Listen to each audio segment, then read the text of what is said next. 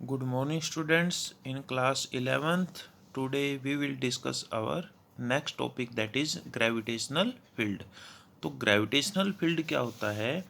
मान लेते हैं कि ये हमारी अर्थ है, तो इस अर्थ के चारों ओर एक ऐसा स्पेस होगा जहाँ पर अगर कोई भी बॉडी होगी तो वहाँ पर उसका ग्रेविटेशनल फील्ड एक्सपीरियंस किया जा सकता है उस बॉडी के द्वारा, that is called its gravitational field.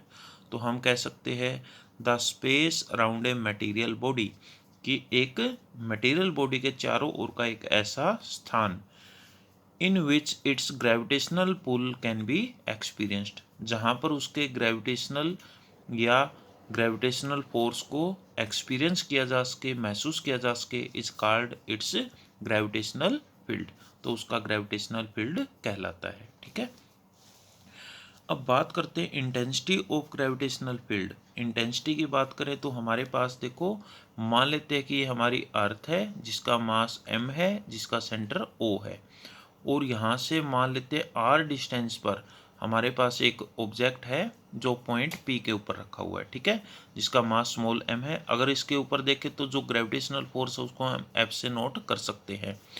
तो यहाँ पर जो इंटेंसिटी ऑफ ग्रेविटेशनल फील्ड है at a point in the gravitational field is defined as the force experienced by a body of unit mass, unit mass का अर्थ है 1 kilogram, placed at that point, जिस point पर वो रखी गई है। ठीक है, तो इसको हम E से डिनोट करते हैं और किसके इक्वल होगा? Gravitational force per unit mass. ठीक है, तो हमें पता है ग्रेविटेशनल फोर्स किसके इक्वल होता है? Gmm बाई में आर स्क्वेयर, यानी यूनिवर्सल ग्रेविटेशनल कांस्टेंट इनटू में प्रोडक्ट ऑफ टू मासेस और बाई में the distance square between them. ठीक है, तो हम यहाँ पर E की वैल्यू क्या रखेंगे? फोर्स बाई में मास। फोर्स की वैल्यू क्या रख दी? Gmm बाई आर स्क्वेयर और साथ में मास।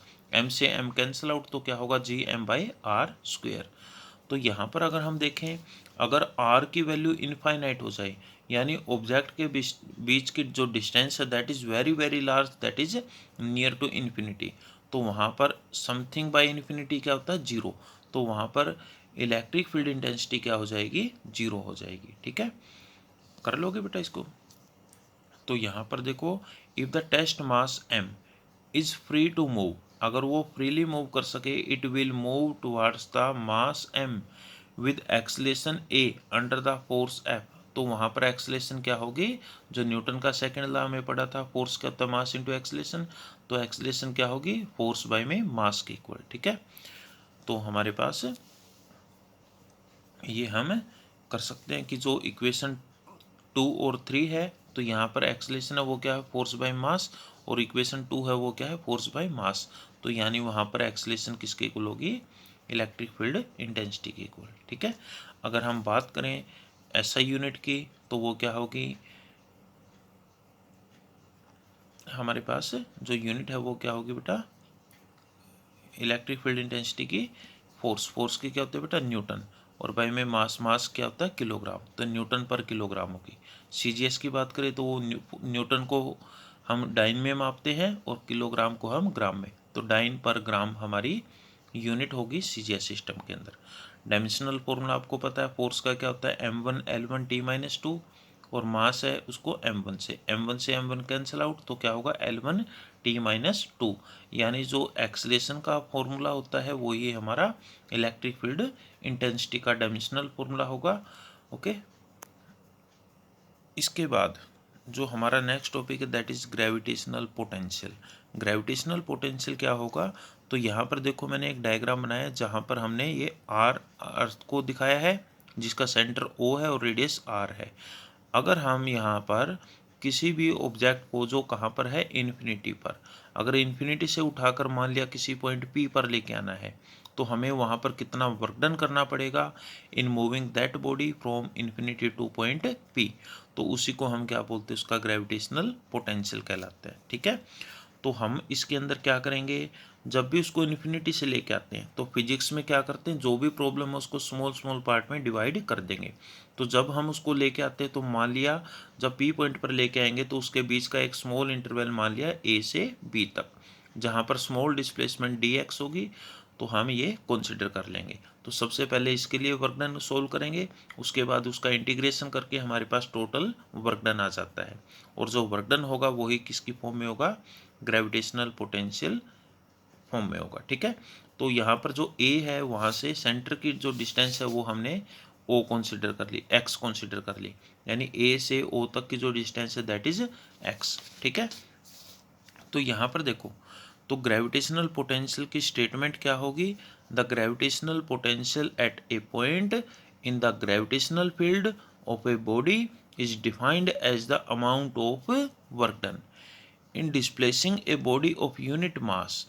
यूनिट मास का अर्थ है 1 किलोग्राम की बॉडी हो, from infinity to that point, यानी इन्फिनिटी से दैट पॉइंट का अर्थ है मान लिया पी पॉइंट पर लेके आना चाहते हैं। ठीक है, तो हमें वहाँ पर कितना अमाउंट ऑफ वर्क डन करना पड़ेगा, उसी को क्या बोलते हैं, ग्रेविटेशनल पोटेंशियल। ओके, हम इसको वी से डिनोट कर सकते हैं या आप कोई भी नोटेशन दे सकते हैं।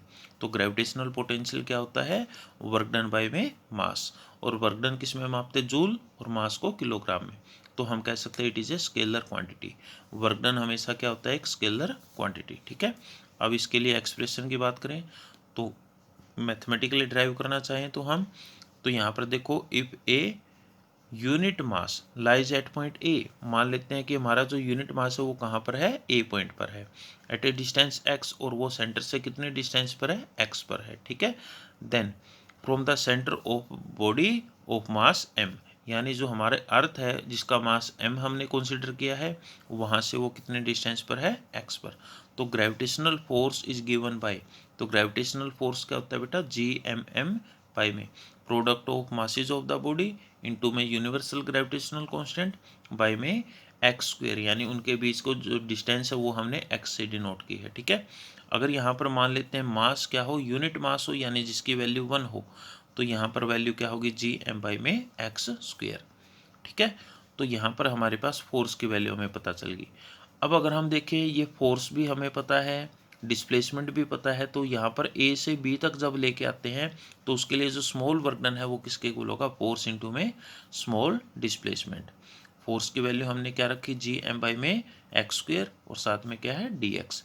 अगर हमें टोटल वर्क डन निकालना है तो वर्क डन निकालने के लिए हम क्या करेंगे, दोनों तरफ इंटीग्रेशन।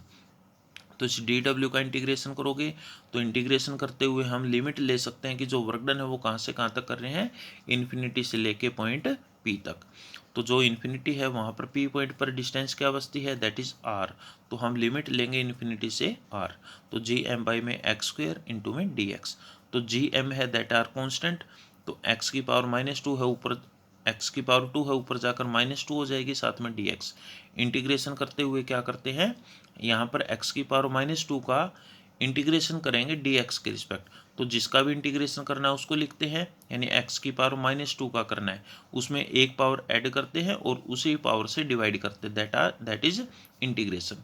फिर लिमिट लगाते हैं, ये लोअर लिमिट और ये अपर लिमिट। तो जब इसको सोल्व करेंगे ये क्या आएगा, 1/x, और यहाँ पर ये माइनस है वो बाहर आ जाएगा, लिमिट लोअर लिमिट और ये अपर लिमिट। तो यहाँ पर वैल्यू आ गई वर्क डन की -gm, और यहाँ पर x की जगह एक बार upper limit that is 1/r, minus में x की जगह एक बार लोअर लिमिट दैट इज 1/∞, और 1/∞ क्या होता है, 0। तो यहाँ पर वैल्यू आएगी -gm/r। ठीक है, तो जो पोटेंशियल एनर्जी है, ग्रेविटेशनल पोटेंशियल है, वो क्या होगा, वर्क डन के इक्वल, और उसकी वैल्यू क्या आएगी, -gm/r। ठीक है, तो यहाँ पर कुछ स्पेशल केस हैं, the gravitational potential at a point is always negative, तो वहाँ पर हमेशा वैल्यू नेगेटिव होगी, दैट इज अट्रैक्टिव फोर्स होगा वहाँ पर। ठीक है, सेकंड है आर की value, if when R is infinity, अगर आर की वैल्यू इन्फिनिटी कर देंगे तो समथिंग बाय इन्फिनिटी क्या होता है, 0, यानी ग्रेविटेशनल पोटेंशियल की वैल्यू क्या हो जाएगी, 0। थर्ड है at the surface of earth, earth के सरफेस पर अगर आर की वैल्यू देखें वो कैपिटल आर के इक्वल हो जाती है, तो ग्रेविटेशनल पोटेंशियल की वैल्यू क्या होगी, -gm/r। ओके, तो आपने एक बार इसको राइट करके देखना है, लर्न करके देखना है। अगर आपको कोई प्रॉब्लम आती है तो आप मेरे से डिस्कस कर सकते हैं। Okay, thank you.